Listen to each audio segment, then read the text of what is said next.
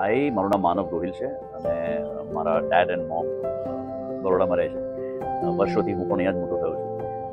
પપ્પાએ મને એકવાર વાત કરી એવરેસ્ટ ડિગ્નિટી વિશે, એટલે મેં કીધું જોઈએ આપણે.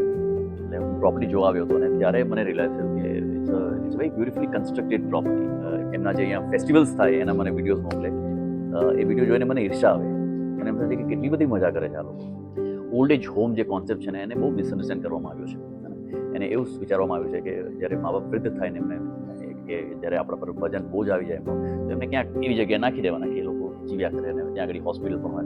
But this is a fantastic problem. મજા આવે છે એ લોકોને અહીંયા કે એ લોકો they like to spend more time here. Like to thank you, કારણ કે આપણા જનરેશનમાં આપણા મા બાપને આપણે પ્રેમ પણ કરીએ છીએ અને ધ્યાન પણ રાખીએ. It's a kind of care home. Absolutely. Where it is your own house. It is being brought by your own money, and people can live with like-minded crowd. So we could aware our Bombay people and children are aware. આપણા ઇન્ડિયામાં આ છે.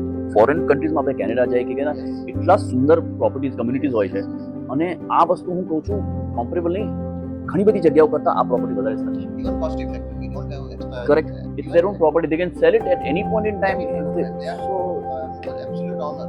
Absolutely. So, thank you so much. Thank you so much. Please